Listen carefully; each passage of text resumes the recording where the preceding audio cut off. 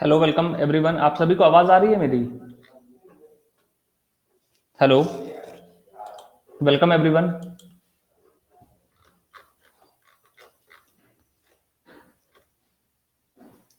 Good afternoon everyone. आप सभी को आवाज मेरी आ रही है ना? ठीक है। पता नहीं क्या हो रहा था, लॉगिन नहीं हो रहा था। मेरा आईडी लॉगिन कर गई थी लेकिन स्क्रीन पे नहीं आज कर रहा था, इशू आ रहा था कुछ। तो 1 मिनट दीजिएगा, बस मैं पीडीएफ अपलोड कर देता हूँ।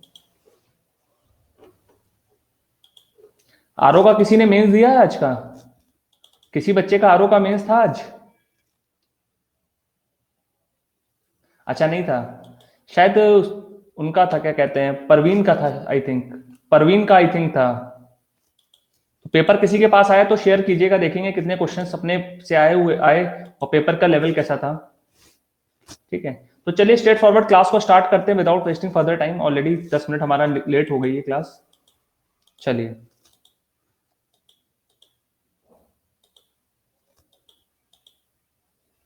चलिए, which country has been announced as the first world war two heritage city to mark the 75th anniversary of end of the world war two by the president of USA. आपको बताना है हाल ही में किस शहर को हमारा वर्ल्ड वॉर टू यानी विश्व युद्ध, द्वितीय विश्व युद्ध का हमारा जो है उसको हेरिटेज सिटी के नाम पे डिक्लेयर किया गया है, जिसको हमारे यूएस के प्रेसिडेंट के द्वारा घोषित किया गया। तो Wilmington North Carolina, Hiroshima Japan, Warsaw Poland या फिर ड्रुनब्रिक फ्रांस। बहुत इंपॉर्टेंट क्वेश्चन है, एग्जाम पर्सपेक्टिव से कोई ना कोई एग्जाम में डेफिनेटली मिलेगा आपको ये। चलिए पोल करा रहे हैं फटाफट, पहले क्वेश्चन का बोनी कर दी जाए आज की।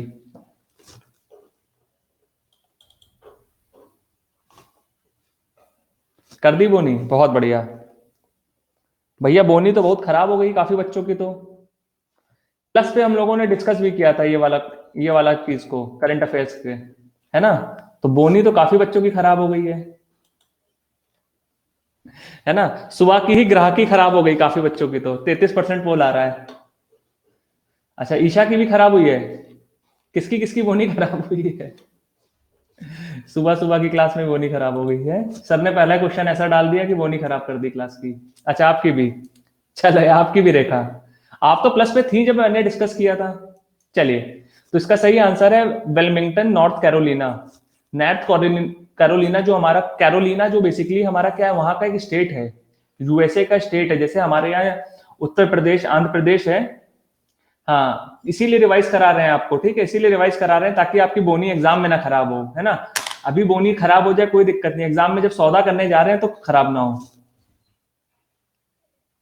प्लस का कोर्स खत्म हो गया आदिति, करंट का प्लस का कोर्स खत्म हो गया है, अभी स्पेशल पे कर रहे हैं रिवीजन, और प्लस का कोर्स जल्दी जनवरी में लाएंगे दोबारा। चलिए, इसको नोट करिए फटाफट। नॉर्थ कैरोलिना हमारा एक वहां का स्टेट है, राज्य है। वॉइस लैग कर रही है क्या? कहीं शिवम आपको डायरेक्ट वॉइस तो नहीं मिल रही? आप तो लाइब्रेरी में बैठे पढ़ रहे हैं। आपको लाइब्रेरी में डायरेक्ट तो आवाज नहीं आ रही है? आप बच्चे तो घर पे पढ़ रहे हैं, आप तो सामने बैठ के पढ़ रहे हैं, उसके लिए तो नहीं लग रहा है आपको? चलिए, वेलमिंगटन जो नॉर्थ कैरोलिना जो डिस्ट्रिक्ट है, वहां पर हमारा जो है उसको, जो उस शहर को जो है इन्होंने सेकेंड वर्ल्ड वॉर की सिटी के तौर पे हेरिटेज सिटी के नाम पे घोषित किया है। ठीक है, चलिए। नहीं नहीं, वो मेरे बहुत पुराने स्टूडेंट है, ऐसा नहीं है अकेडमी के बाद आए हैं, वो मेरे बहुत पुराने स्टूडेंट है, छोटा भाई है मेरा। हाँ हाँ, बहुत पुराना स्टूडेंट है शिवम मेरा। अरे दूसरा क्वेश्चन कहाँ चला गया? पता लगे कि अन अकेडमी का बच्चा आ गया, ऐसा नहीं है, वो मेरा बहुत पुराना स्टूडेंट, उसको अन अकेडमी पे मैं लेके आया हूँ। मेरी वजह से उसने अन अकेडमी ज्वाइन किया है। है कि नहीं शिवम? देखो, तुमको फेमस करा दे रहे हैं क्लास में, तुम फेमस हो जाओगे। जब भी कोई आएगा तो बच्चे तुमसे पूछ लेंगे, सर आज लाइब्रेरी आए कि नहीं आए हैं, सर क्लास कहाँ से ले रहे हैं। शिवम से अपडेट आपको मिल जाएगा सारा। चलिए, जोक्स अपार्ट। चलिए, in which country India foreign secretary inaugurated 3 school built under Indian assistance? देखिए, अच्छा हाँ, वो स्पेशल पे है अभी, प्लस पे अभी नहीं आए हैं, अभी जल्दी प्लस का सब्सक्रिप्शन ले लेंगे अभी, तो तब उनके कमेंट दिखाई देंगे। ठीक है, चलिए। आपको बताना है भारत के मदद से किस देश में 3 स्कूलों का उद्घाटन भारत के जो हमारे विदेश सचिव है उनके द्वारा किया गया हाल ही में। ये क्वेश्चन देखिए 2-3 तरह से फ्रेम हो सकता है कि भारत ने किस देश में 3 स्कूल बनाने के लिए सहायता करी, है ना। तो ये 2-3 तरह से फ्रेम हो सकता है, क्वेश्चन ये इंपॉर्टेंट है इसलिए, ठीक है। तो आपको बताना है नेपाल, मालदीव, भूटान या श्रीलंका, इनमें से किस देश में 3 स्कूलों का शुभारंभ किया गया भारत की मदद से, आर्थिक सहायता की मदद से।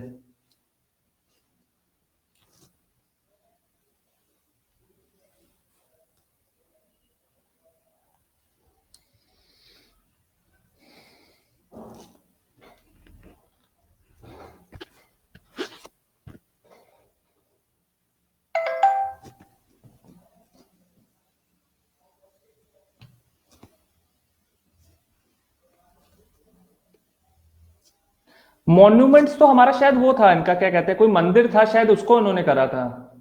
ये नहीं पढ़ा ईशा, कोई बात नहीं। स्पेशल की भी कुछ खासियतें हैं, ऐसा स्पेशल बच्चों को भी ऐसे वो नहीं करना है ना। प्लस बच्चों को तो हमें प्लस प्लस ज्ञान देना है, लेकिन यहाँ पर भी प्लस ज्ञान दे देंगे। हाँ, है ना, तो सही बात। हाँ, यूनेस्को का था या मंदिर था, आई थिंक कोई मंदिर का रिनोवेशन किया था जो भूकंप के बाद क्या हुआ था, जहां पे क्रैक्स आ गए थे आई थिंक। तो ये नेपाल में भारत के जो विदेश सचिव हैं उनके द्वारा जो है इन स्कूल्स का असिस्टेंस किया गया और इनका इनॉग्रेशन किया गया है। इंपॉर्टेंट, याद रखिएगा।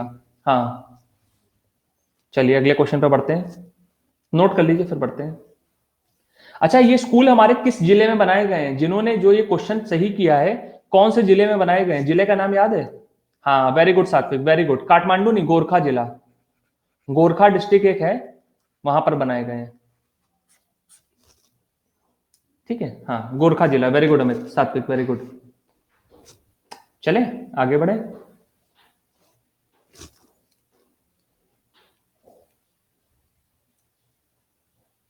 आयुषी वेलकम। आज मैं सबका वेलकम भी नहीं कर पाया, तो वेलकम, सभी का वेलकम है क्योंकि मैं खुद लेट से जुड़ा था। चलिए, अटल बीमित व्यक्ति Kalyan Yojana comes under which ministry. आपको बताना है अटल बीमित व्यक्ति कल्याण योजना जो है ये किस मंत्रालय के अंतर्गत आती है। पहला है कृषि और किसान कल्याण मंत्रालय यानी कि ministry of agriculture and farmers welfare. दूसरा है ministry of social justice and empowerment यानी कि सामाजिक न्याय और अधिकारिता मंत्रालय। तीसरा है मिनिस्ट्री ऑफ फाइनेंस यानी वित्त मंत्रालय। और चौथा क्या है, ministry of labour and employment यानी कि श्रम और रोजगार मंत्रालय। इनमें से किसके अंतर्गत हमारी अटल बीमित व्यक्ति कल्याण योजना आती है?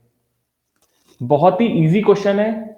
हम लोग जब स्कीम डिस्कस कर रहे थे तो हम लोगों ने ये, मैंने बताया भी था आप लोगों को, तो ये क्वेश्चन का पोल आना चाहिए। अच्छा,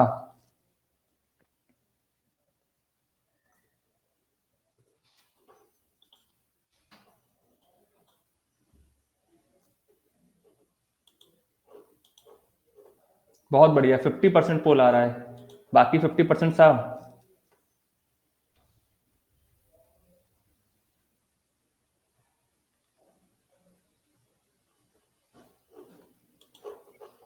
चलिए, किसके लिए है? इंजीनियर्स के लिए नहीं है साजिया, इंजीनियर्स के लिए नहीं है, किसके लिए है? हमारा ये योजना जो है इसका मुख्य उद्देश्य क्या है? Deepa welcome, good afternoon. Employees के लिए। देखिए, ये हमारी जो आती है ministry of labour and employment यानी कि श्रम और रोजगार मंत्रालय के अंतर्गत आती है, ठीक। दूसरा, इसको जो कार्यान्वित करता है वो हमारा ESIS करता है यानी कि employer state insurance corporation.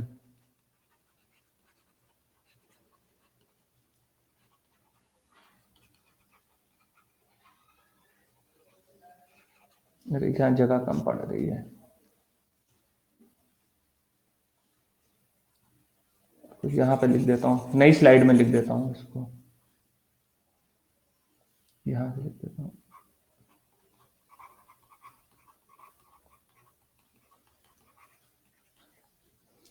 Employer state insurance corporation, इसके द्वारा जो है हमारा इसको क्या कार्यान्वित किया जाता है, और ये हमारा किसके अंतर्गत आता है? Ministry of labour and employment के। हाँ, जब मैंने मंत्रालयों का कराया तो उसमें बताया भी था इसके बारे में। ये किससे रिलेटेड है? देखिए, माइग्रेंट वर्कर्स के लिए नहीं है। देखिए,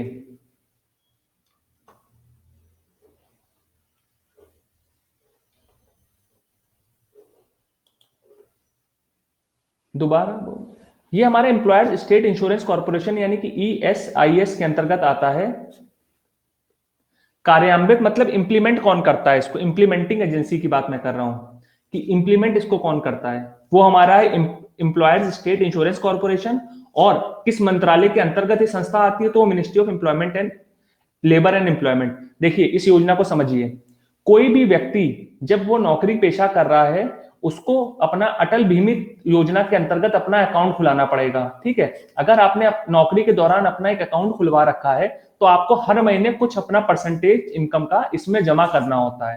ठीक, और जब आपकी नौकरी, जब आपकी जॉब लॉस्ट हो जाती है किसी भी कारण से, या तो आपने रिजाइन दे दिया हो, या तो आपको कंपनी ने निकाल दिया हो, या फिर कोई प्राकृतिक आपदा आ गई हो, जैसे कोविड लॉकडाउन आया था तो उसमें भी कई लोगों का रोजगार चला गया था, तो ऐसे लोग जिन्होंने अपने आप को इसमें रजिस्टर करा रखा था उनको सरकार क्या देती थी, मंथली क्या देती थी, कंपनसेशन देती है। क्लियर? तो जब भी आपकी जॉब लॉस्ट होगी तो सरकार आपको क्या देगी, एक तरह का बेरोजगारी यानी अनएम्प्लॉयमेंट भत्ता। ठीक है, अनएम्प्लॉयमेंट जो आपको जो वो देगी, एक तरह का पैसा देगी, ताकि क्या आप अपना जिंदगी को गुजर बसर कर सकें जिस समय आप बेरोजगार रहें। क्लियर है? अटल पेंशन तो दूसरी है अंजलि, अटल पेंशन तो रिटायरमेंट के बाद है, ये तो रोजगार लोगों के लिए है ना। यश वेलकम, पुष्पेंद्र वेलकम। हाँ वो तो रिटायरमेंट लोगों के बाद है, ये तो मान लीजिए आप हम ही हैं, मान लीजिए आप हम हैं 22 साल की नौकरी में नौकरी करने लगे, कोविड के दौरान हम निकाल दिए गए आईटी सेक्टर से, तो अगर हमने अपने आप को इसमें एनरोल कर रखा है तो हमें क्या मिलेगा, पेंशन मिल जाएगा। हाँ, good afternoon Pushpendra welcome. 78 days है शायद, 78 डेज है एग्जैक्टली, इसका मुझे एग्जैक्टली याद नहीं है, शायद 78 डेज है। पिछले 4 पीरियड से आपको लगभग क्या इंश्योर्ड पर्सन को 78 डेज का होता है ना, 78 डेज का है शायद, एक बार क्रॉस चेक कर लीजिएगा कोई, एक बार आशुतोष देखिएगा, 90 दिन नहीं है, 78 दिनों का है इसका पीरियड, कि 78 दिन तक अगर आपने लगातार जो है पिछले 4 प्रेसिडिंग ईयर से जॉब में है और आपने 4 किस्तें भी भर दी हैं, तो उसके बाद भी आप बेरोजगार होते हैं तो सरकार आपको क्या देगी, किस्त देती है, एक अनएम्प्लॉयमेंट की भत्ता के तौर पे आपको देती है। ठीक है, और जब आपकी रोजगार चला जाता है, मान लीजिए आपने 1500 रुपए करके 4 बार में जमा कर दिया, तो आपका कितना हो गया, 6000 रुपए जमा हो गया। तो जब आप बेरोजगार रहेंगे तो 47% इसका विड्रॉ कर सकते हैं। शिवम दिखा दे रहे हैं, ठीक है, 6000 का क्या है, 47% इसको विड्रॉ कर सकते हैं इसमें जितना पैसा है। 78 डेज का क्या है हमारा, वो पीरियड है कि कितने पीरियड के लिए आपकी कम से कम क्या होनी चाहिए, आप रोजगार रहने चाहिए। पता नहीं, ऐसा तो नहीं है कि पता लगा आपने 1 महीने नौकरी करी, अपने आप को इसमें रजिस्टर कर लिया और उसके बाद क्या हुआ, उसके बाद आप फरार हो गए, सरकार से भत्ते पे भत्ता लिए जा रहे हैं, है ना। तो 78 डेज का इसका वो है, शायद लॉक इन पीरियड है, या ऐसा है प्रिसाइडिंग 4 मंथ का कुछ पीरियड है इसका शायद। मलिक साहब वेलकम। ठीक है, एक बार क्रॉस चेक कर लीजिएगा, 78 डेज ही है, 90 डेज नहीं है, 78 कुछ और फिगर है इसकी। ठीक है, कोई बच्चा एक बार क्रॉस चेक कर लीजिएगा। अच्छा 90 डेज देखा, रुकिए मैं ही देख लेता हूँ, 1 मिनट, एक बार रुकिए मैं ही देख के कंफर्म कर देता हूँ, रुकिए आप लोग नोट कर लीजिए।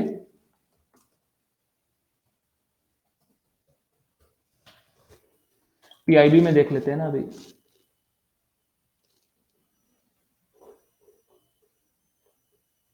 हाँ 70-80 डेज है, 70-80 डेज है। 90 दिन का क्या है, 90 दिन का वो पीरियड के लिए बेरोजगारी देते हैं, है ना, दिखा दे रहा हूं मैं, दिखा दे रहा हूँ, 90 दिन का वो बेरोजगारी ही देते हैं और 78 डेज ही है उसका, वो दिखा दे रहा हूँ, ये देखिएगा।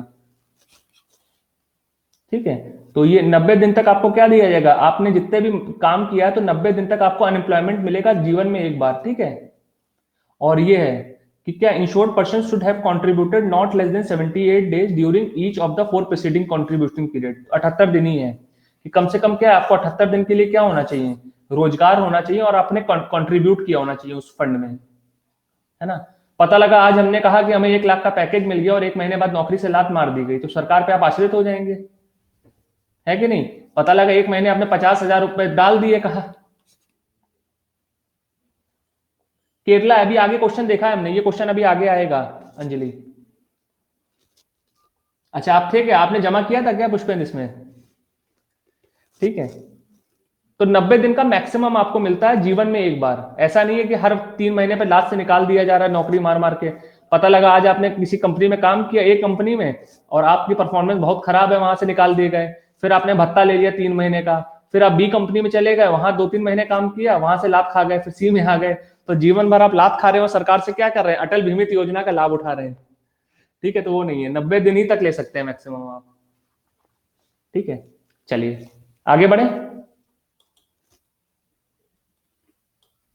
देखिए ये सब स्कीम आप ना, जब भी मेंस में कभी क्वेश्चन आता है कि हमारे देश में बेरोजगारी बढ़ रही है, सरकार का क्या स्टैंड है क्या नहीं है, तो आप ये सब क्वेश्चन भी डाल सकते हैं कि जो लोग नौकरी पेशा जिनकी जा रही है, तो सरकार ने सोशल असिस्टेंस यानी कि सोशल सिक्योरिटी के लिए, यानी कि समाज में हमारा क्या एक सुरक्षा बनाने के लिए, लोगों के रोजगार के अवसर के लिए इस तरह की योजनाएं लॉन्च करी हैं, ताकि मान लीजिए कोविड जैसा कोई इंपैक्ट आए तो आप गवर्नमेंट की पॉजिटिव साइड दिखा सकें।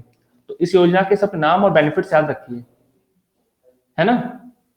क्लियर है, समझ में आया ना बात जो मैं कहना चाह रहा हूं। तो ये सब योजनाएं बहुत इंपॉर्टेंट होती है मेंस पर्सपेक्टिव से। Neelam welcome. Recently seen in the news, अच्छा एक क्वेश्चन थोड़ा गलत है, चलिए हाँ। Recently seen in the news the PLI schemes comes under which ministry, हाल ही में समाचार में देखी गई पीएलआई स्कीम किस मंत्रालय के अंतर्गत आती है। पीएलआई स्कीम की कोई फुल फॉर्म बता सकता है। हम लोगों ने पीएलआई स्कीम के बारे में प्लस में डिटेल में पढ़ा भी था कि कितने मंत्रालयों में बढ़ा दी गई है अभी। पीएलआई की फुल फॉर्म कोई बता सकता है।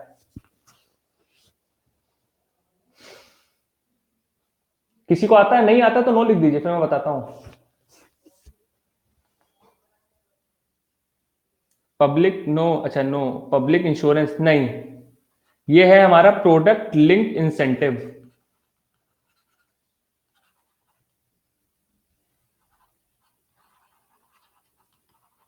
ठीक है, प्रोडक्ट लिंक इंसेंटिव, ये स्कीम किस मंत्रालय के अंतर्गत आते हैं। Ministry of electronics and information, ministry of finance, home ministry या नन ऑफ द अबव।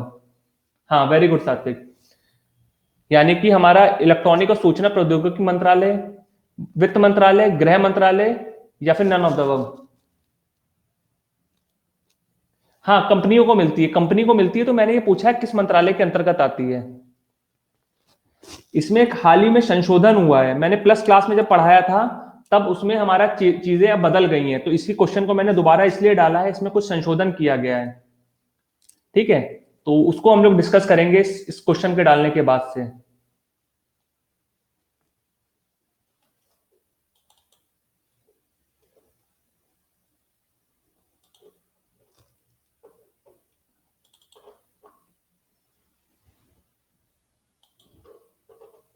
देखिए ये हमारे किसी मंत्रालय के अंतर्गत आती ही नहीं है, पहली चीज तो।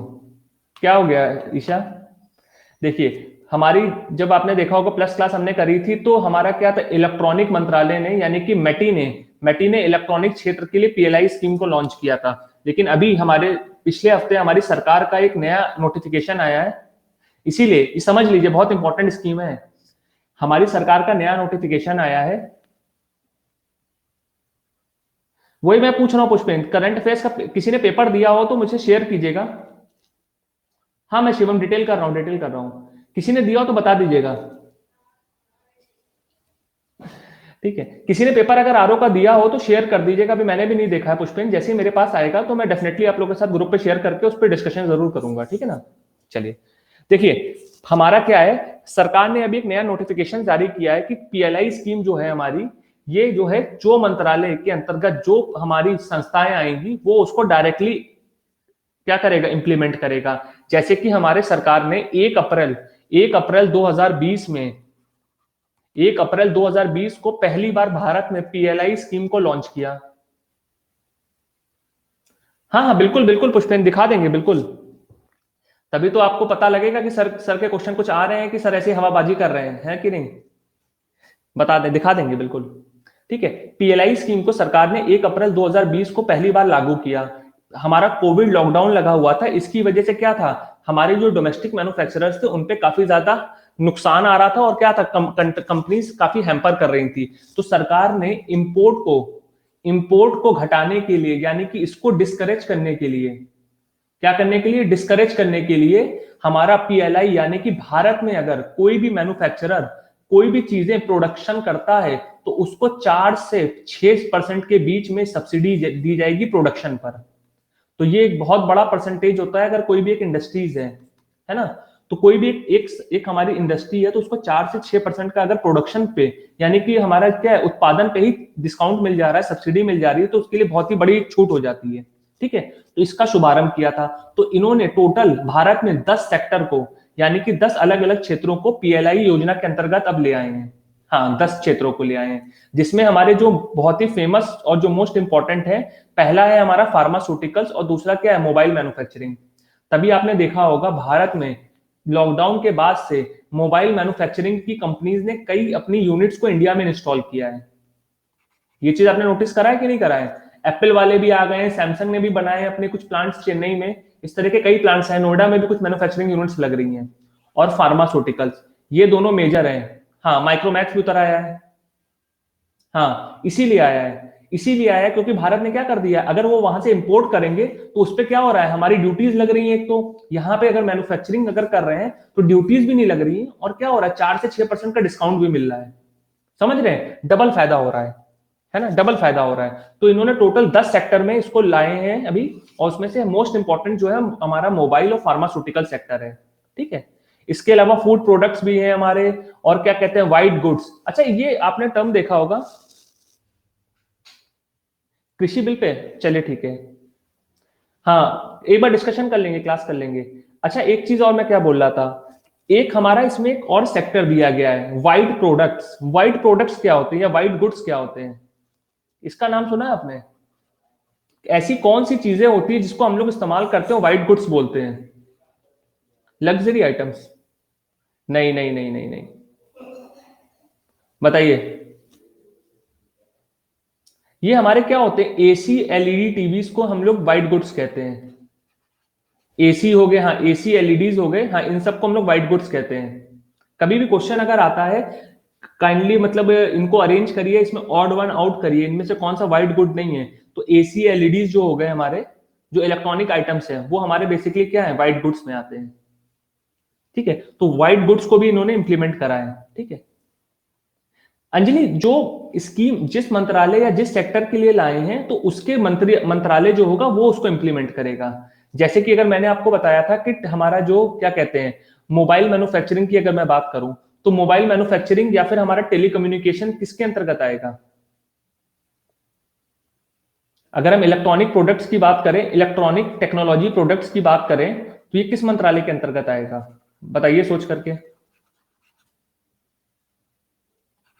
हाँ, मेटी के अंतर्गत आएगा। ठीक है, तो इसको कौन इंप्लीमेंट करेगा, अगर इस पे पीएलआई स्कीम लानी है तो इसको मेटी करेगा। ठीक है, वहीं अगर हम बात करें फार्मास्यूटिकल्स की, फार्मास्यूटिकल्स की बात करें तो कौन करेगा, दवाइयां बनाने की बात करें तो उसको कौन करेगा?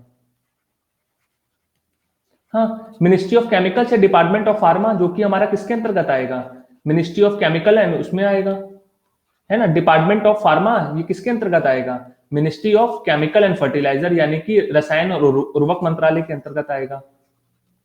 गर्वित सर वेलकम, कैसे हैं? तो बच्चों भैया गर्वित सर का वेलकम कर दीजिएगा, गर्वित सर क्लास में आए हुए हैं। सर की आजकल हिस्ट्री की क्लास चल रही है हम लोग के साथ ना सर, कैसी चल रही है आप लोग की हिस्ट्री की क्लास? सर की हिस्ट्री की क्लास करते रहिए, सर हिस्ट्री में आप लोग को मैप्स में, सॉरी ज्योग्राफी की क्लास में, हिस्ट्री की बात कर रहा हूं, और मैंने हिस्ट्री के साथ मैप भी बोल दिया, है ना। तो ज्योग्राफी की क्लास करते रहिए, सर की मैप्स काफी आपको मजबूत करा देंगे। हाँ, वर्ल्ड मैप बेसिकली। आज कहाँ घुमाने ले जा रहे हैं सर बच्चों को? रश्मि वेलकम, गुड आफ्टरनून। आज ऑस्ट्रेलिया, अरे क्या बात है। इंडिया का सुनने थर्ड टेस्ट मैच कैंसिल होने जा रहा है, आप लोगों ने देखा होगा न्यूज में, आज आया थर्ड टेस्ट मैच शायद कैंसिल होने वाला है, सिडनी वाला। कोविड कोविड ब्रेकआउट हो गया उधर, है ना। तो संभल के जाइएगा सर थोड़ा ऑस्ट्रेलिया बच्चों को लेके। तो 2 बजे सर की क्लास है ज्योग्राफी वर्ल्ड मैप्स की, आप लोग उसको अटेंड कर लीजिएगा इस क्लास के बाद से। शिखा वेलकम। अच्छा, ऊपर ऊपर से घुमाएंगे, चलिए तब बढ़िया है। लंदन में लॉकडाउन लग गया क्या?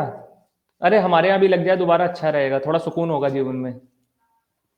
चलिए वापस आते हैं, फार्मास्यूटिकल्स का क्या हो गया, हमारा डिपार्टमेंट ऑफ फार्मा हो गया। ठीक है, अगर हम बात करें स्टील गुड्स की,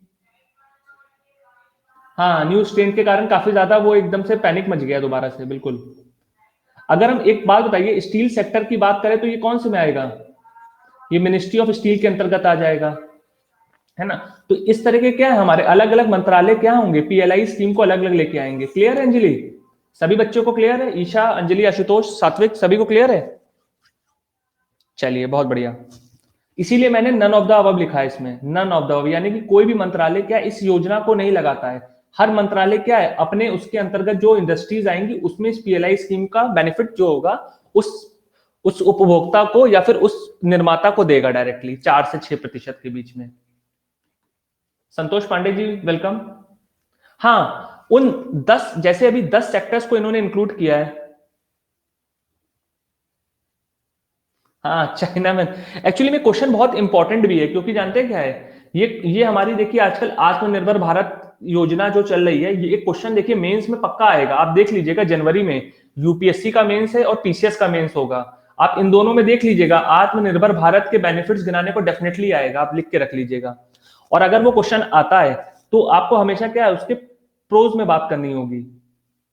हाँ, उसके प्रोज में बात करोगे तो प्रोज में आप ये बात क्या लिखा सकते हो कि सरकार ने अप्रैल में एक पीएलआई स्कीम लेकर के आए थे, तो आत्मनिर्भर भारत के अंतर्गत अगर हम डोमेस्टिक मैन्युफैक्चरर यानी कि जो हमारे घरेलू निर्माता हैं उनको पीएलआई स्कीम का बेनिफिट देंगे, तो क्या होगा, बाहर से लोग क्या करेंगे, बाहर से निर्यात करने की जगह क्या करेंगे, अपने यहाँ ही उसका उसका प्रोडक्शन करेंगे, और इससे क्या होगा, हमारे देश में रोजगार बढ़ेगा। अगर हम डोमेस्टिक मैन्युफैक्चरिंग को बढ़ावा दे रहे हैं तो इससे क्या हो रहा है, पहली चीज तो इसके 5 पॉइंट गिना दीजिए। चलिए अभी आपका मेंस का आंसर राइटिंग तैयार हो जाएगा। हाँ, ऑल ऑफ द अबव आता तो सब सही होता अगर आपको उन 10 मंत्रालय के नाम पता होते। समझे ईशा? अगर मैं एग्जामिनर होता तो मैं वहां जानते होम मिनिस्ट्री भी डाल देता, तो होम मिनिस्ट्री कोई हमारी क्या है, इंडस्ट्री को चलाती नहीं है। क्लियर है? अभी आपको चलिए ये चीज करिए, आपको 10 मंत्रालय के नाम भी बता देते कौन कौन से 10 मंत्रालय हैं, ठीक है, ताकि वो भी आपको एक बार याद हो जाए। ठीक है, चलिए अगर हम पीएलआई स्कीम को लॉन्च कर रहे हैं तो इससे भारत को 5 बड़े फायदे क्या हैं, 5 प्रॉफिट्स क्या हैं भारत के। बिल्कुल, देखिए हर चीज का इसलिए ना होलिस्टिक प्रिपरेशन आप करोगे ना बहुत इजी होगा। सबसे पहला, हाँ बिल्कुल, पहला क्या है, एम्प्लॉयमेंट बढ़ेगा, यानी कि सबको रोजगार मिलेगा। ठीक है, दूसरा एक्सपोर्ट इंक्रीज करेगा। चलिए बहुत मान सकते हैं कि भारत का जो प्रोडक्ट्स हैं इनकी विदेश में क्या होगा, हम लोग इसको क्या करेंगे, इसको एक्सपोर्ट करेंगे, और इससे हमारा क्या है, एक्सपोर्ट बढ़ेगा, और भारत का क्या है, हमारा जो खजाना बढ़ेगा। और हाँ, एम्प्लॉयमेंट में जॉब क्रिएटर्स आ जाएंगे। और सबसे मुख्य बात क्या है, सबसे मुख्य बात क्या है, हाँ हमारी डोमेस्टिक मार्केट को एक पहचान मिल जाएगी। चलिए डोमेस्टिक मार्केट हमारी ग्रो करेगी। सबसे मेजर पॉइंट सब बच्चा बोल रहा है, हाँ भारत का क्या है, बैलेंस ऑफ पेमेंट इंप्रूव करेगा। टेक्निकल टर्म यूज करिए, टेक्निकल टर्म इंप्रूव करिए। क्यों? क्योंकि बैलेंस ऑफ पेमेंट क्या होता है हमारा, बताइए, इंपोर्ट माइनस एक्सपोर्ट होता है, यस और नो। अगर हमारा क्या इंपोर्ट घटेगा एक्सपोर्ट बढ़ेगा तो बैलेंस ऑफ पेमेंट इंप्रूव करेगा कि नहीं करेगा, यस और नो।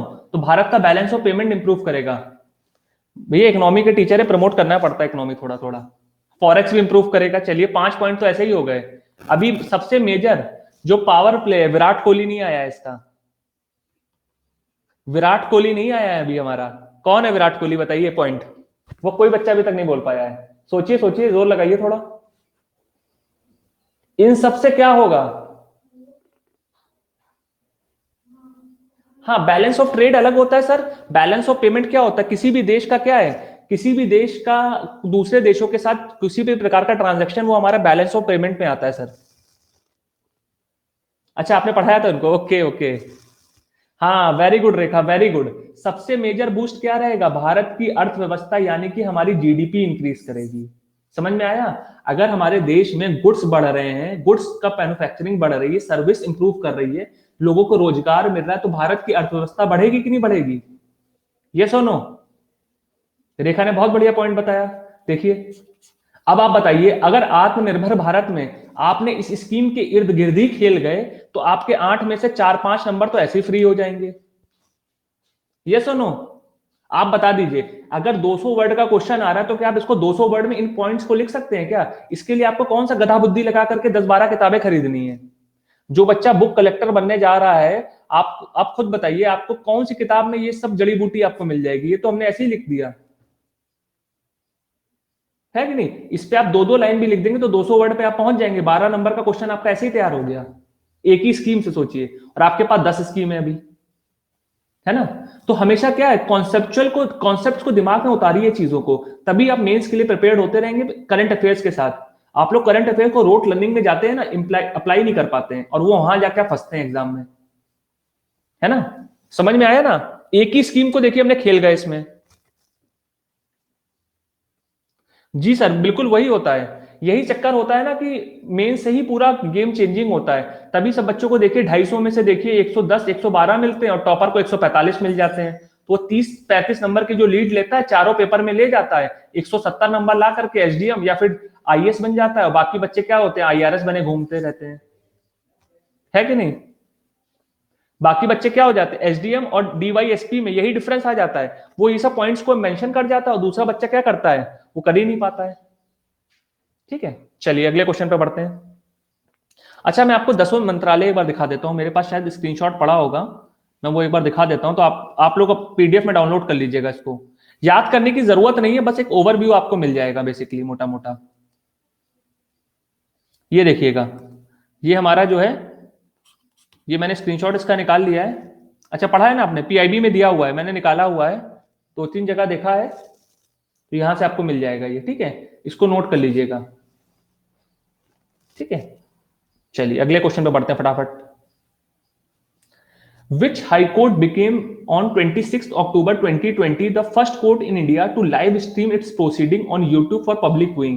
आपको बताना है इनमें से कौन से हाई कोर्ट ने 26 अक्टूबर 2020 को अपना पहली प्रोसीडिंग्स को YouTube पे प्रसारित करने वाला भारत का पहला हाई कोर्ट बन गया है। बहुत इंपॉर्टेंट क्वेश्चन है। इसी तरह का एक क्वेश्चन अभी पूछा गया था यूपी पीसीएस के प्रीलिम्स में, जो कि हमारा कब हुआ था, 11 अक्टूबर को, अगर आप लोग को याद होगा। 11 अक्टूबर को एक क्वेश्चन आया था, ई कोर्ट वाला क्वेश्चन आया था। तो ये हाई कोर्ट की लाइव स्ट्रीमिंग कहां होगी, यूट्यूब पर। उत्तर प्रदेश, महाराष्ट्र, गुजरात या दिल्ली? बहुत इंपॉर्टेंट क्वेश्चन है। चलिए, हाँ, ई कोर्ट वाला आशुतोष।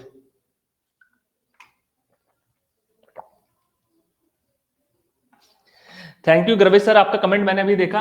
देखिए, बच्चों को साथ ही साथ होलिस्टिक वे में प्रिपरेशन कराना ना सर, थोड़ा इजी हो जाता है, बच्चों को भी पढ़ने में इंटरेस्ट बन जाता है। अदरवाइज बच्चे क्या करते हैं ना, सोर्सेस को उठाते हैं ना, पूरा खत्म नहीं कर पाते हैं। बच्चे क्लीन बोर्ड लोग हैं इसमें। नहीं, इलाहाबाद कोर्ट के नहीं थे, ये हमारे गुजरात हाई कोर्ट का है आशुतोष। हाँ, गुजरात हाई कोर्ट का, इलाहाबाद हाई कोर्ट का नहीं है, गुजरात का है ये। ठीक है, विमल मिश्रा थे या विमल कुछ करके थे, विमल जो हमारे जज थे वो विमल करके थे। अच्छा, हाई कोर्ट से ट्रांसफर हुए थे, ओके। तो विमल, शायद जज विमल नाथ थे शायद, एक मिनट रुकिए मैं देखता हूं, शायद विमल करके थे, मुझे याद पड़ा रहा है, एक मिनट रुकिए।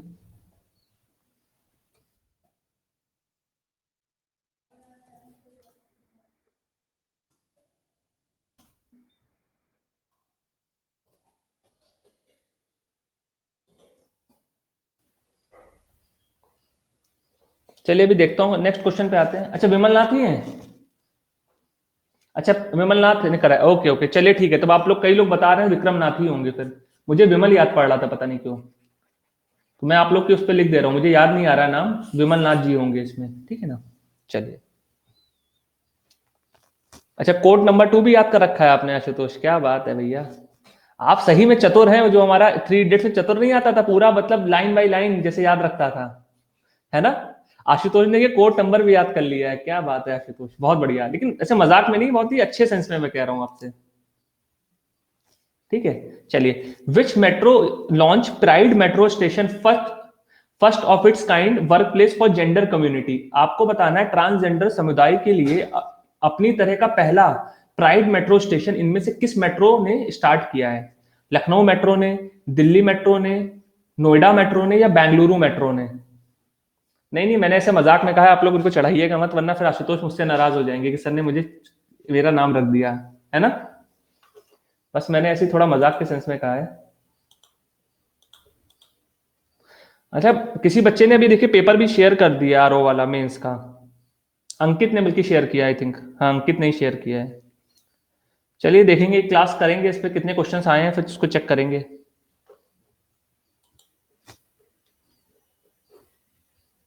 अच्छा, डिसीजन पढ़ते रहते होंगे, ओके, नहीं अच्छी चीज है आशुतोष, पता होना चाहिए, अच्छी चीज है। चलिए, तो इसका सही आंसर है हमारा नोएडा। नोएडा मेट्रो ने, हाँ नोएडा मेट्रो ने अपना प्राइड मेट्रो स्टेशन, जो कि पहला ट्रांसजेंडर्स के लिए है, वो लॉन्च किया है। अच्छा, कौन सा स्टेशन है? हाँ, सेक्टर 25-55 वाला। नहीं नहीं अमित, अलग अलग है, दोनों अलग अलग है। ये हमारा क्या है, ये यूपी के अंतर्गत आता है। ग्रुप पे पड़ा हुआ है, ग्रुप पे ही आया है बेसिकली। सेक्टर 55 है, 55 नहीं है, 55 है शायद। बोटेनिकल गार्डन के बाद वाला है ना शायद, बोटेनिकल गार्डन जो मेट्रो स्टेशन पड़ता है नोएडा का। एक मिनट क्रॉस चेक करता हूँ, रुकिए। बोटेनिकल गार्डन वाला है।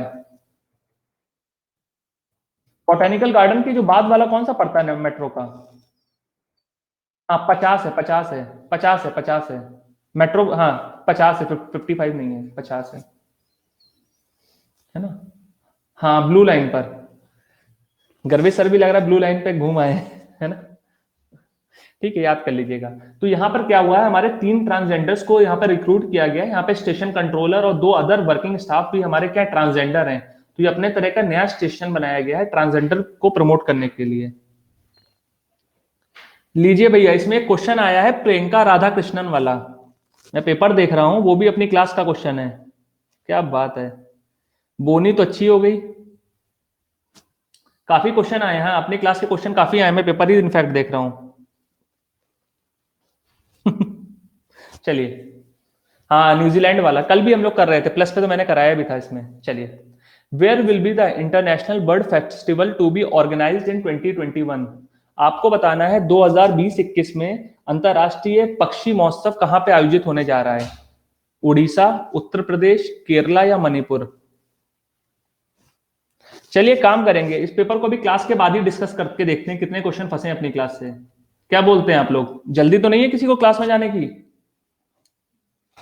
एक सामूहिक इसका एनालिसिस कर लिया जाए, है कि नहीं? कितने बच्चे सामूहिक एनालिसिस के लिए रेडी हैं? कहीं बाद में ये ना कहें कि सर आपने करंट अफेयर्स की क्लास में पेपर आरओ का डिस्कस कर रहे हैं। रेडी हैं? पता लगा कोई नाराज ना हो जाए।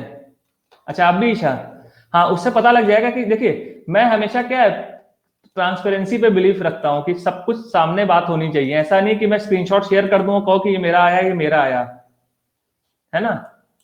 क्वेश्चन पहले करा लेते हैं उसके बाद। मंजू जी वेलकम। ठीक है ना, अभी करते हैं, ठीक है इसके बाद ही करते हैं। चलिए, तो इसका सही आंसर है उत्तर प्रदेश। उत्तर प्रदेश में कहां पे आयोजित होने जा रहा है बताइए? ये क्वेश्चन देखिए बहुत इंपॉर्टेंट है, एग्जाम में रिपीट होगा। हाँ, गोरखपुर में कौन सा है, हमारा रामसर वेटलैंड बनाया गया है। रामगढ़ ताल जो है हमारा रामसर वेटलैंड में आया है, याद रखिएगा। रामसर वेटलैंड में आया है, इसी के उपलक्ष्य में गोरखपुर में फरवरी 2021 में हमारा जो है इंटरनेशनल बर्ड फेस्टिवल आयोजित होने जा रहा है। क्लियर है?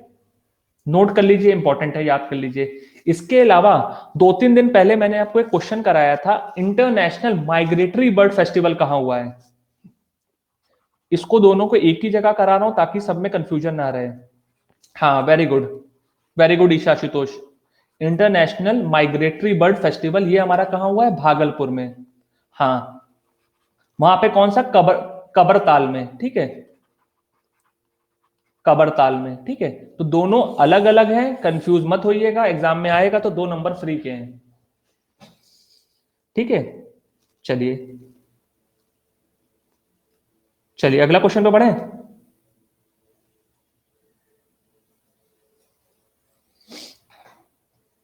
नहीं, क्या हुआ शिवम, नोट कर रहे हैं, कर लीजिए। अच्छा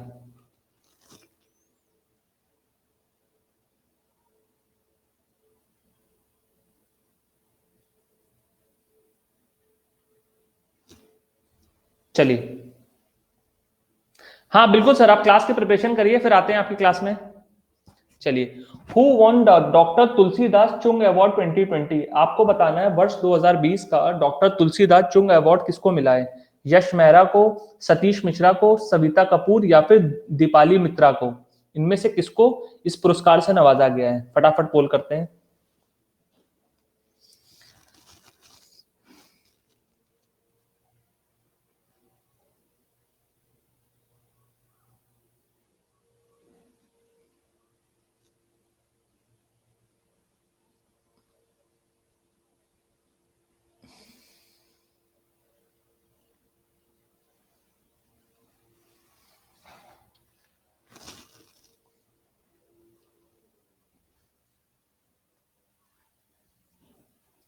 ये कब का न्यूज है? ये हमारा है,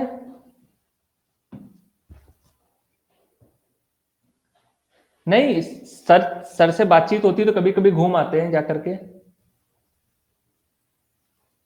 हाँ बिल्कुल, वेरी गुड आशुतोष। ये हमारा अक्टूबर की न्यूज है बेसिकली ईशा। ये डॉक्टर सतीश मिश्रा जो है लखनऊ में सीडीआरआई के हमारे क्या रिसर्च हैं, रिसर्च फेलोइस्ट है, सॉरी डॉक्टर हैं, साइंटिस्ट हैं वहां के। इन्होंने क्या किया है, मलेरिया की जो पैरासाइट है, इसका जो मच्छर होता है मलेरिया का, इसका लाइफ साइकिल का पूरा एक नया स्रोत करा है ना। मलेरिया पैरासाइट की लाइफ साइकिल का एक स्रोत किया है कि ये कैसे हमारा पनपता है, इसकी ग्रोथ कैसे होती है। तो इसकी वजह से इनको डॉक्टर तुलसीदास चुंग अवार्ड से नवाजा गया है। क्लियर है? तो उसको नोट कर लीजिए, बहुत इंपॉर्टेंट है। देखिए आप लोग को बता देते हैं, जिन बच्चों ने भी अभी भी अनअकैडमी प्लस का सब्सक्रिप्शन अवेल नहीं किया है, आप लोग अनअकैडमी प्लस का सब्सक्रिप्शन अवेल कर लीजिए। मेरे नए बैचेस जो है अनअकैडमी प्लस के लॉन्च होने जा रहे हैं नए।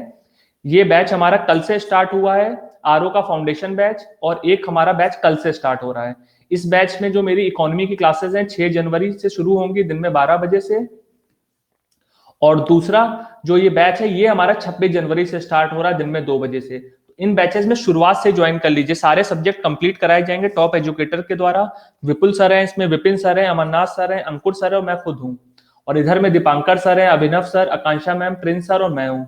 तो आपको पूरा कंप्लीट कोर्स जो है आपका 2 महीने में कंप्लीट हो जाएगा। ये बैच आपका जनवरी लास्ट या फरवरी के फर्स्ट वीक तक चलना है, और ये वाला आपका ऐसे ही ये भी फरवरी के लास्ट तक है। 2 महीने में क्या पूरा कंप्लीट कोर्स बेसिक से आपका कवर कराया जाएगा। तो इन बैचेस के लिए एनरोल कर लीजिए। ये आपके आने वाले सारे एग्जाम्स के लिए क्या है, ये प्लस सब्सक्रिप्शन वैलिड रहेगा। ऐसा नहीं है कि आपने आरओ के बैच ज्वाइन करा है तो आप एसआई की तैयारी करना चाह रहे हैं तो आपको अलग सब्सक्रिप्शन लेना है। तो सबके लिए कॉमन सब्सक्रिप्शन है, चाहे आप यूपी पीसीएस का अपर की बात करें, चाहे आप लोअर की बात करें, चाहे आप क्या करें एसआई या बीओ, लेखपाल, जेल वार्डन या पीजीटी, यूजीटी, किसी के लिए भी, सबके लिए कंबाइंड सब्सक्रिप्शन है। और सब्सक्रिप्शन पे काफी अच्छे डिस्काउंट चल रहे हैं, ले लीजिए। हो सकता है फीस हाइक हो जाए या कुछ भी हो जाए, तो उसके लिए आप एडवांस में सब्सक्रिप्शन ले लीजिए, क्योंकि बैचेस ऑलरेडी स्टार्ट हो रहे हैं। तो किसका है आपको इंतजार फिर, है कि नहीं? जब मैं हूं यहाँ पर, है ना, मैं हूं ना यहाँ पर, तो किसका इंतजार है आपको? सब्सक्रिप्शन ले लीजिए प्लस का। ठीक है, तो 2 साल का सब्सक्रिप्शन आप लेते हो मेरे डिस्काउंट कोड के साथ, तो आपको क्या है 20% का डिस्काउंट मिल जाएगा, 10% मेरे कोड से और 10% कॉइन की मदद से। तो ये आपको पड़ेगा 6804 रुपए का, और ये पड़ेगा 5600 रुपए का। तो आज ही ले लीजिए, इतना ज्यादा आपको समझा दिया है, अब आपको इससे ज्यादा समझने की जरूरत नहीं है, बिना समझे ले लीजिए। ज्यादा दिमाग लगाएंगे तो समय वेस्ट होगा, और समय वेस्ट होगा तो अटेम्प्ट वेस्ट होता है। ठीक है, तो ज्यादा नहीं समझना है, क्लास में आके ज्यादा दिमाग लगाना है। ठीक है, सब्सक्रिप्शन में ज्यादा दिमाग नहीं लगाना है, चुपचाप रेफरल कोड निर्मेश यूज करके ले लेना है। ठीक है, तो इसमें ज्यादा नहीं सोचना है, तुरंत ले लीजिए। प्रीलिम्स, मेंस और टेस्ट सीरीज सभी कंप्लीट होनी है आपकी इसमें। ठीक है, प्रीलिम्स की, मेंस की और टेस्ट सीरीज सब कंप्लीट होनी है। ठीक है, तो कोई अलग से सब्सक्रिप्शन नहीं है, एक ही सब्सक्रिप्शन में सब कवर कराया जाएगा, और क्वेश्चन भी फंसाए जाएंगे। ठीक है, अभी देखेंगे कितने फंसे हैं, पता नहीं फंसे भी हैं कि नहीं फंसे हैं, ज्यादा बोल दिए हैं, है कि नहीं? चलिए, which state top the recently release inter state migrant policy index. आपको बताना है हाल ही में किस राज्य ने अंतरराष्ट्रीय माइग्रेंट पॉलिसी इंडेक्स को लॉन्च को में प्रथम स्थान हासिल किया है।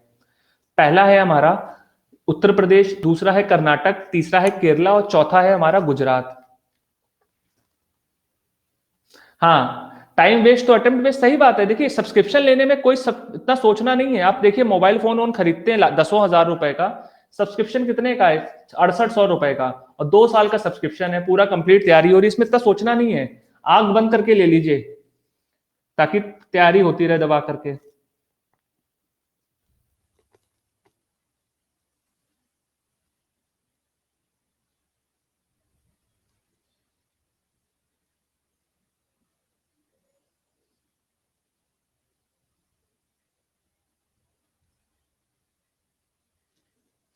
चलिए, तो इसका सही आंसर है ऑप्शन नंबर सी, केरला। हाँ, 6804 रुपए का, बिल्कुल पुष्पेन जी। केरला ने प्रथम स्थान इसमें हासिल किया। अच्छा, दूसरे रैंक पे कौन सा स्टेट रहा था? पहले पे हमारा केरला है, दूसरे पे कौन सा था?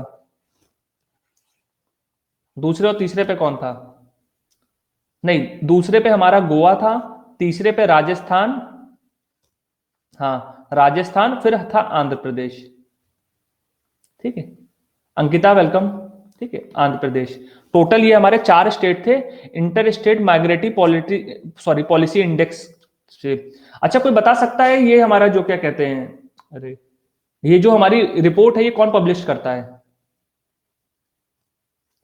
Inter state migratory policy index जो है कौन पब्लिश करता है और कैसी संस्था है? Very good. है तो एनजीओ, कहाँ की है एनजीओ? हाँ वेरी गुड, ये मुंबई बेस्ड हमारी एनजीओ है। संस्था का नाम बताइए, संस्था का नाम, संस्था का नाम बताइए।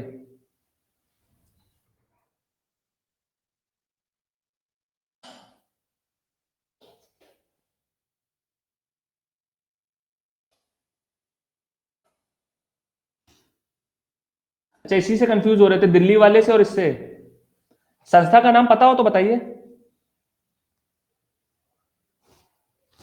संस्था का अगर नाम पता हो तो बताइए, और नहीं पता है तो कोई बात नहीं, फिर मैं बताता हूं।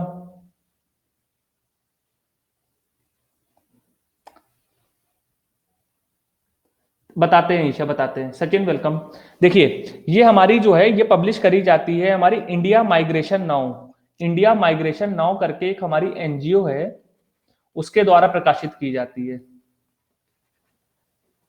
ठीक है, उसके द्वारा ये प्रकाशित करी जाती है। ठीक है, ये मुंबई बेस्ड एनजीओ है। एनजीओ क्या होती है? जो हमारी क्या होती है, नॉन गवर्नमेंटल ऑर्गेनाइजेशन। यानी कि क्या करती है ये, समाज में किसी भी स्तर के लिए काम करती है। जैसे कि आपने देखा होगा कुछ एनजीओ क्या होती हैं, कुछ एनजीओ क्या होती है हमारी, क्या करती है, बच्चों के लिए काम कर रही है, कुछ महिलाओं के लिए काम कर रही है, है ना, महिलाओं के लिए काम कर रही है, कुछ क्या कर रही, विधवाओं के लिए काम कर रही है। इस तरह से क्या है, जो सरकार का काम है वो ये काम कर रही होती है, लेकिन क्या है, गैर सरकारी संस्थान है। इसमें इनको क्या है, फंड मिलता है सरकार से और अन्य छूटें मिलती हैं। लेकिन थिंक टैंक क्या होता है, वो क्या करता है, वो किसी भी तरह का काम नहीं करता है, वो बस क्या करता है, वो रिसर्चेस करता है, अपनी सलाहें देता है। जैसे नीति आयोग क्या है, नीति आयोग को कभी आपने देखा है कि कोई स्कीम निकाल रहा है या कुछ कर रहा है इंप्लीमेंट? आपने कभी नीति आयोग को देखा है? जो नीति आयोग हमारा थिंक टैंक है, थिंक टैंक का मतलब आप समझ लीजिए, हम लोग क्या कर रहे हैं, टीवी पे डिबेट कर रहे हैं, चर्चा कर रहे हैं, अपने विचार प्रकट कर रहे हैं, है ना। तो नीति आयोग तो, थिंक टैंक तो हमारा प्राइवेट भी हो सकता है ना, प्राइवेट भी हो सकता है। अब सरकारी है तो नॉन स्टैट्यूटरी हो जाएगा, गैर संवैधानिक हो जाएगा, जैसे नीति आयोग है। नीति आयोग क्या है हमारा, एक तरह की सलाहकार समिति, सलाह के लिए समिति बनाई गई है सरकार द्वारा, जो कि क्या है, हमारी गैर संवैधानिक है। ये सब वॉइस ब्रेक कर रही है क्या मेरी? वॉइस का इशू आ रहा है क्या? अच्छा रुकिए, मुझे लगता है कुछ इशू आ रहा है क्या माइक का।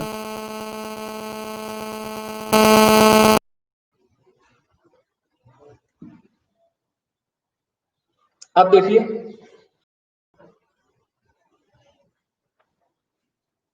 अभी ठीक है? चलिए, ठीक है ठीक है। मुझे लगता है नेटवर्क का इशू रहता है, एक बार रिफ्रेश कर देते हैं निकाल करके तो ठीक हो जाता है। तो दोनों में डिफरेंस समझ में आया कि नहीं आया, कि रिपीट कर दूं? बस खत्म कर रहे हैं क्लास, समित क्लास खत्म कर देंगे, ठीक है ना।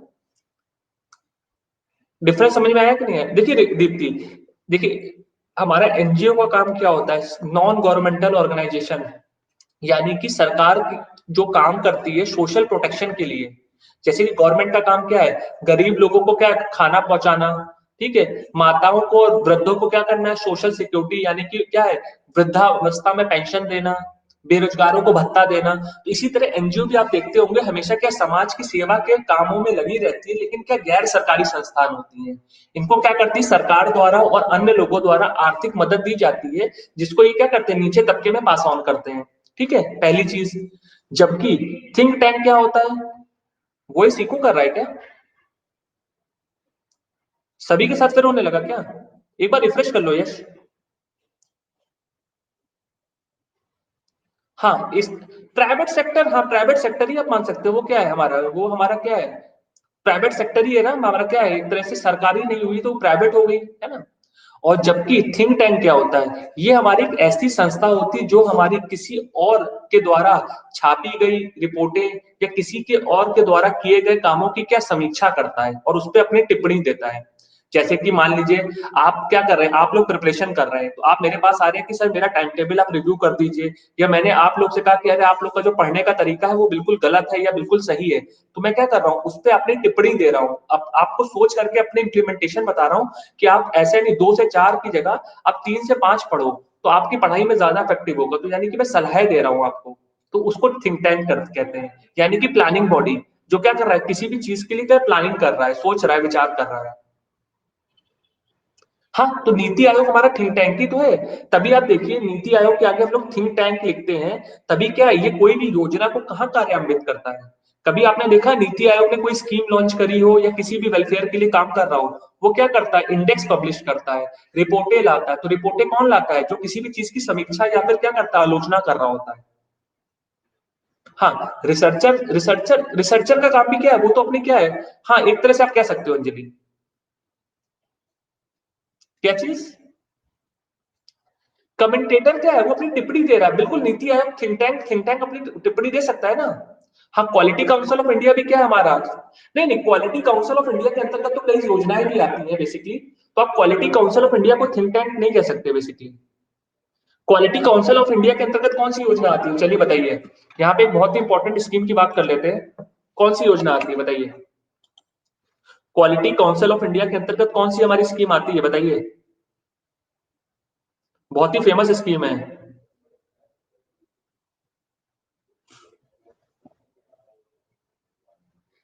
बताइए बताइए।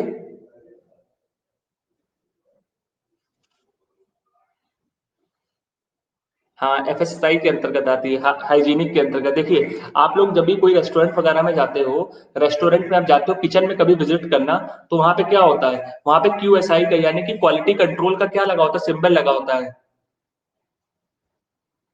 हाँ, सभी को बता रहे हैं सर, सभी को बता रहे हैं। देखिए, एफएसएसआई के द्वारा जो होता है, आपने देखा होगा, फूड सेफ्टी जो हमारा अथॉरिटी है, food safety and security authority of India है, जो क्या है, हमारे जितने भी हमारे होटल हो गए, रेस्टोरेंट्स हो गए, बेकरीज हो गई, इनके अंदर जो किचन होता है, उसमें जो खाना पक रहा होता है, उसके लिए एक स्टैंडर्ड उन्होंने सेट कर रखा है। ठीक है, तो उसको जो सर्टिफाई करता है, लेबल करता है, वो हमारा quality quality council of India करता है। क्लियर, वो जाकर प्रमाणित करता है कि ये स्टैंडर्ड होना चाहिए, कि मान लीजिए आपने चूल्हा बनाया है, तो चूल्हे का क्या स्टैंडर्ड होना चाहिए। अगर आप वहां पे समोसे बना रहे हैं, तो समोसे क्या है, आपने कई बार देखा होगा, कई रेस्टोरेंट हमारे आईएसओ सर्टिफाइड होते हैं। हमारे कई रेस्टोरेंट के आगे लिखा रहता है आईएसओ सर्टिफाइड, या फिर क्या एफएसएसआई का लाइसेंस नंबर लिखा रहता है। तो वो क्या होता है, वो यही लोग वेरीफाई करके देते हैं। हाँ, स्टैंडर्ड्स को वेरीफाई करते हैं, कि मतलब क्या है, कि अगर आप कोई भी रेस्टोरेंट बना रहे हैं, तो किचन आपका 10 बाई 10 का होना चाहिए, या 15 बाई 15 का होना चाहिए, जो भी उनकी नॉर्म्स होती है। क्योंकि क्या है, एक साथ छोटे कमरे में क्या होंगे, 5 वर्कर काम करेंगे, तो उनका पसीना या बदबू या खाने का कंटेमिनेट होने के लिए क्या है, स्पेस कम बचेगा। अच्छा अच्छा, आज पता चला आपको। अच्छा, मीनिंग आज पता लगा। देखिए, तब भी जब भी कहीं कोई चीज को आप देखिए, तो तुरंत गूगल करिए, तो इससे क्या होगा, आपको उसको कोरिलेट करना इजी रहेगा। ठीक है, आपको कोरिलेट करना इजी रहेगा चीजों को। ठीक है, हाँ, वो कई इनिशिएटिव लेकर के आते हैं। एक कुकिंग ऑयल से रिलेटेड भी था शायद हमारा, एक कुकिंग ऑयल से रिलेटेड भी था आई थिंक हमारा, है ना। तो पीआईबी को अगर आप फॉलो करेंगे ना, इन सब चीजों में आपको ना बहुत ही डेप्थ में नॉलेज मिलेगी। कई चीजों में होता है, कई सेक्टर्स में करता है। ये आप क्वालिटी क्वालिटी देखिए, जहां पर भी आपकी गुणवत्ता की बात आ रही है, वहां पे काम करेगा। हमारा कई जगह फार्मास्यूटिकल्स में जाकर के क्या करता है, उनकी इंडस्ट्रीज को वेरीफाई करता है ना। ये क्या है, हमारी कोई फूड सिक्योरिटी के अंतर्गत नहीं आ रहा है, ये हमारा क्या है, जहां भी कोई भी तरह की मैन्युफैक्चरिंग हो रही है, हाँ, ये वहां के स्टैंडर्ड्स को बेसिकली सर्टिफाई करता है। ये कोई फिक्स नहीं है अंजलि, जहां पर भी आपके स्टैंडर्ड्स, आपके क्या गवर्नमेंट ने अपने स्टैंडर्ड्स या नॉर्म्स बना रखे हैं, वहां पर ये वेरीफाई करेगा। कोई इसका एक स्पेसिफिक क्या दायरा नहीं है। ठीक है, कोई स्पेसिफिक दायरा नहीं। रुकिए, आपको इसका स्क्रीन दिखा देते हैं, रुकिए एक मिनट।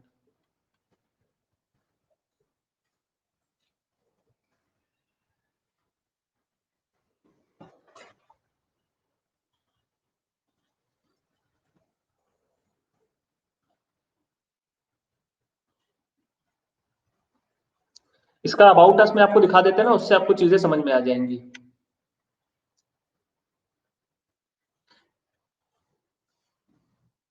हाँ, सब पे, जहां पर भी क्या क्वालिटी गुणवत्ता की बात हो रही है, वहां पर ये आ जाएगा। चाहे वो खाद्य सामग्री की हो, चाहे इंडस्ट्रीज की बात हो, क्योंकि क्या कोई मंत्रालय के अंतर्गत नहीं आता है। ये हमारी क्या है, नॉन गवर्नमेंट ऑर्गेनाइजेशन है ना बेसिकली। ये देखिए, ये भारत का देखिए क्वालिटी काउंसिल ऑफ इंडिया का लोगो है। इसका देखिए टैगलाइन ही क्या, क्रिएटिंग इकोसिस्टम फॉर क्वालिटी, यानी कि एक ऐसा परिस्थिति तंत्र बना रहे हैं जिसमें क्या हो रहा है, हमारा क्या क्वालिटी से कॉम्प्रोमाइज नहीं हो रहा है, यानी कि गुणवत्ता पे खास तौर पे हम फोकस कर रहे हैं। क्लियर है? तो ये उसको दर्शाता है। तो ये देखिए क्या है हमारा, ये देखिए अलग अलग ऑर्गेनाइजेशन और भारत के इंडस्ट्रीज के साथ एक पार्टनरशिप है। तो इसमें कोई एक पर्टिकुलर मंत्रालय किसी प्रोडक्ट का कोई आप नाम नहीं ले सकते हैं। ठीक है? इसको देखिए कोऑर्डिनेट कौन कर रहा है, हमारा डिपार्टमेंट ऑफ इंडस्ट्रीज भी कर रहा है, अदर मंत्रालय भी कर रहे हैं। ठीक है? ये देखिए क्या है, नॉन प्रॉफिट ऑटोनोमस सोसाइटी है बेसिकली। थीम यही है, creating an ecosystem for quality. Official website पे अंजलि जाइए, वहां पे सब चीजें आपको डिटेल में मिलती हैं, टैगलाइन आप उसको कह सकते हैं उसकी। ठीक है? थीम तो किसी भी चीज की कोई सेलिब्रेशन या फेस्टिवल की थीम होती है कि हम इस साल किसको किस थीम पे मना रहे हैं। कंपनीज की, ऑर्गेनाइजेशन की हमेशा क्या होती है, टैगलाइन या पंचलाइन होती है। वो हमेशा क्या होता है, लाइफ टाइम चलता है। ठीक है? तो थीम और टैगलाइन में अंतर होता है दोनों में। ठीक है? ये देखिए यहाँ पे सब दिया हुआ है, मिशन भी दिया हुआ है, तो उसको डिटेल में पढ़िएगा तो उससे काफी चीजें आपको एक वो हो जाएगी, ब्रॉडकास्ट हो जाएंगी। दिख रहा है आशुतोष? देखिए थिंक टैंक नहीं है ये। थिंक टैंक का काम क्या होता है, सलाह देता है अपना, है ना? ये थिंक टैंक नहीं है। दोनों में डिफरेंस देखा कीजिए हमेशा। चलिए क्लास क्वेश्चन और करा लेते हैं, आप लोग को भी लेट हो रहा होगा दूसरी क्लास के लिए। पेपर डिस्कशन के लिए टाइम नहीं बचा है, एक सेशन रखेंगे इसके लिए विशेष। चलिए, है ना? अरे कोई बात नहीं अंजलि, आपको जहां डाउट हो क्लास में क्वेश्चन पुटअप कीजिए, कोई दिक्कत नहीं। मैं सारे क्वेश्चन के लिए ओपन रहता हूँ, मैं कभी भी किसी क्वेश्चन से भागता नहीं हूँ। आता है तो बता दूंगा, नहीं आएगा तो हाथ जोड़ के कह दूंगा देख क्लास में बताता हूँ। है ना? तो क्या है, सीखना इसी में मजा आता है, सिखाने में। Which nation's leading university jointly launch a water center with IIT Guwahati?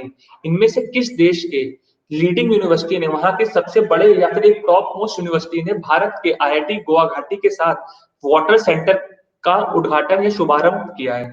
UK, Canada, Israel या ऑस्ट्रेलिया?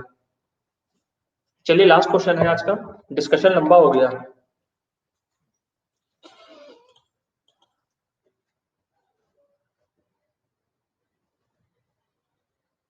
इसके बाद आरओ वाला पेपर देखेंगे और एक एनालिसिस सेशन करा लेंगे इसके बाद, उसमें फिर पता लग जाएगा कितने क्वेश्चन अपनी क्लास के आए हैं उसमें। कौन सी यूनिवर्सिटी है?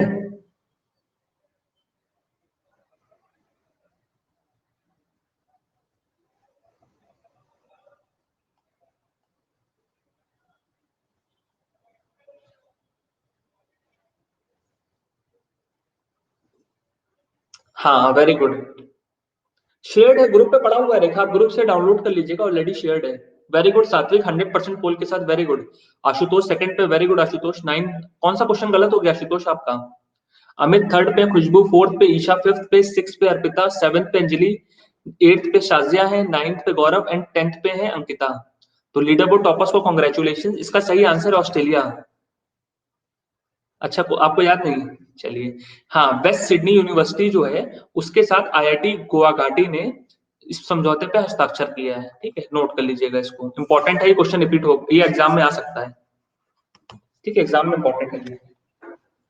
ठीक है, इसको नोट कर लीजिए, फिर सेशन को एंड कर देते हैं और मिलते हैं कल की क्लास में, शाम की क्लास में 8 बजे इकोनॉमी की क्लास है आज। पूजा वेलकम, काफी लेट से बेटा आप जुड़े हो, क्लास एंड होने जा रही है। ठीक है,